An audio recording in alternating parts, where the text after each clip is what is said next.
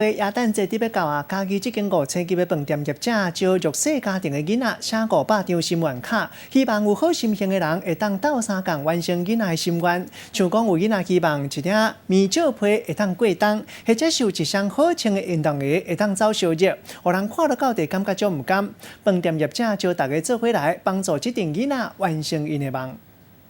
囡仔对台仔顶的姐姐做伙咧跳舞、唱歌、拉曲，这个气氛足赞的。圣诞节就得要到啊，甲看这个圣诞树顶悬拢是这个爱心卡，这是这顶囡仔的心愿卡。我学习做蓝色书包。嘉义一间5星级饭店的业者举办这个活动已经有13年了。伊募集弱势家庭囡仔的这个心愿卡，甲看这囡仔心愿因爱的无济，亲像是一领较厚的棉被，通来度过寒天，还佫有读册用的这个文具、纸饭的电锅。 走表的运动鞋、脚踏车这些，今年的这个名额特别增加到有500个。饭店的业者嘛，希望讲有爱心的人士会当来认这个心愿卡，帮残疾的囡仔来达成愿望。其实这个也是一种大企业的一个社会责任哦。我们办这样的活动是怎样？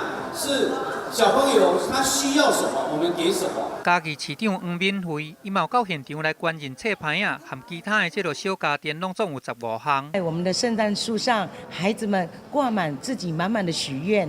当我们这样的许愿得到大家一起最好的回应，许愿的卡片，欢迎大家一起来认领。市长黄敏惠嘛鼓励大家做伙来认卡，通把这个爱甲传出去，互更较侪这个弱势囡仔有一个温暖的圣诞节。记者综合报道。